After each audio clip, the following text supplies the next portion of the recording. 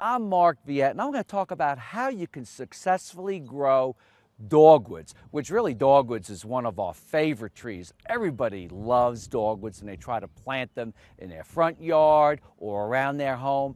But over the last few years, some of our native dogwoods are the ones that you'll see in nature and parks and up in the mountains has succumbed to a lot of problems such as heat and drought. So if you have a time period where there's a long, like summer long drought or a fall drought or a winter drought, some of our dogwoods don't enjoy that. You might notice a lot of growth coming out from the trunk of your native dogwoods. This is sometimes a sign that your dogwood tree is not completely happy.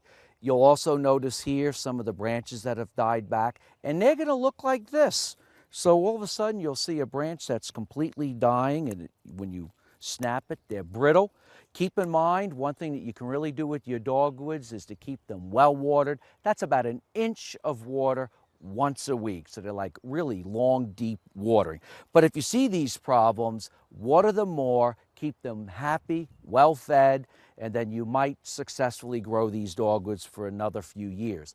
This is one of the disease-resistant dogwoods that you can have in your own garden. I mean, there's many different names that you might consider when looking for this, but the real key is ask, I want a disease-resistant dogwood.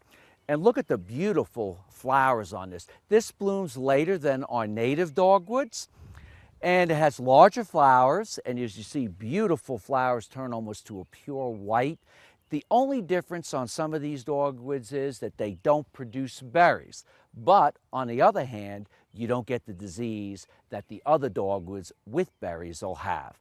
One thing I also noticed with some of these dogwoods, as you look down upon it, is where you see its beauty. So on this type of dogwood, you really don't want to remove the lower branches. You want to leave the lower branches to grow outwards so you could see and look down on the beautiful flowers of this dogwood.